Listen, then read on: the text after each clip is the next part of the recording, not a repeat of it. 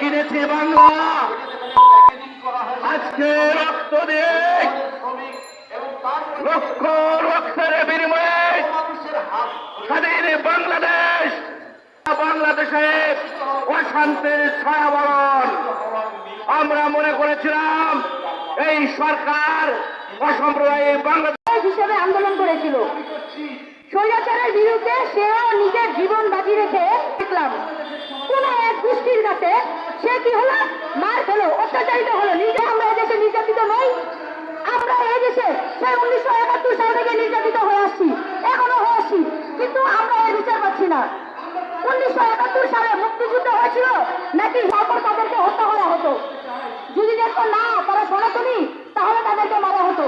সনাতনী পর্যন্ত স্বাধীনতার 53 বছর যাবৎ আমরা নির্যাতিত হচ্ছি। আপনারা দিনের পর দিন আমাদের বিভিন্ন জায়গায় সরকারি না, কি জন্য আপনারা আমাদেরকে সনাতনী বলে আমাদেরকে যেইভাবে নির্দিষ্টভাবে ছোট করেন, আমরা আমাদের ধর্মীয় পরিচয় দিয়ে এখন লড়াই করতে শিখে গেছি। আপনারা কি করেন, ওই যে একটা হিন্দু যাচ্ছে, আমি আমার রাস্তা অবরোধ করবে, আমি আমার ধর্মীয় কর্মকাণ্ড করতে গেলে কোথায় অন্য ধর্মের মানুষরা বিভিন্ন জায়গায় মিছিল করতেছে, সমাবেশ করতেছে, তাদের পারমিশন কোথায়? তাদের তো কোনো পারমিশনের প্রয়োজন হয় না। আমি কোনো কিছু নিয়ে আসলে, দাবি নিয়ে আসলে আমাকে হাজার হাজার প্রশ্নবিদ্ধ করা হয়। অন্য কোনো ধর্মের লোক যখন নাকি দাবি নিয়ে আসে তাদেরকে প্রশ্নবিদ্ধ করা হয় না, তাদের উপর হামলা হয় না। আমি আমার দাবির জন্য সমাবেশে যাওয়ার সময় আমাকে এত আন্দোলন কিসের, এত সমাবেশ কিসের, আমাদের উপর হামলা করে, আমার নাটক করে, আমরা নাকি তাদেরকে মেরে পাঠিয়ে দিচ্ছি। সকল ঘটনাকে কি করে তারা নাটকের রূপ দিয়ে তারা মুভি করে দিচ্ছে, সিনেমার জগৎ তৈরি করে দিচ্ছে আমাদের জন্য।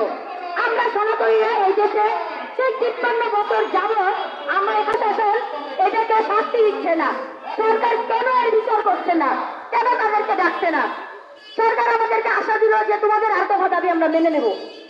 এই আশাটা দেওয়ার পরও তার 3 মাস পর কেন আমাদের এই রাজপথে আবার আসতে হলো?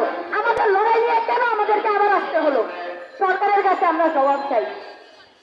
আমরা রিপোর্ট প্রদান করেছি, আমরা গভর্নমেন্টকে সুস্পষ্টভাবে কিছু ঘটনা তদন্ত করতে দিয়েছি। ক্ষতিগ্রস্ত পরিবারের নাম্বার দিয়েছে তাদেরকে ক্ষতিপূরণ দেওয়ার জন্য, কিন্তু গভর্নমেন্ট থেকে কিন্তু আমরা এগুলো কোনো কিছু পাইনি। আমাদের আশ্বাস দেওয়া হয়েছিল, কিন্তু সেই আশ্বাসের বদলে আমাদের বিরুদ্ধে একটি লোক আওয়ামী লীগ কি হিন্দুরা আওয়ামী লীগ করতো, মুসলিমরা আওয়ামী লীগ করতো না, বৌদ্ধরা আওয়ামী লীগ করতো না, খ্রিস্টানরা আওয়ামী লীগ করতো না, তাহলে শুধুমাত্র রাজনৈতিক কারণে আমার মন্দির ভাঙচুর হবে কেন? সেই প্রশ্নের উত্তর আপনাদেরকে আমাদের দিতে হবে। অর্থাৎ রাজনীতি বলো আজকের এই আমরা এভাবে বারবার দাঁড়াতে চাই না।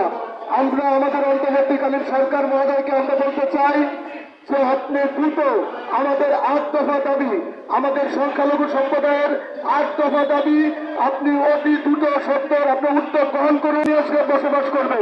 এই দেশে প্রত্যেকটা ধর্মের মানুষ তার ধর্মীয় উৎসব সে পালন করবে, যেমন এই দেশের প্রত্যেকটা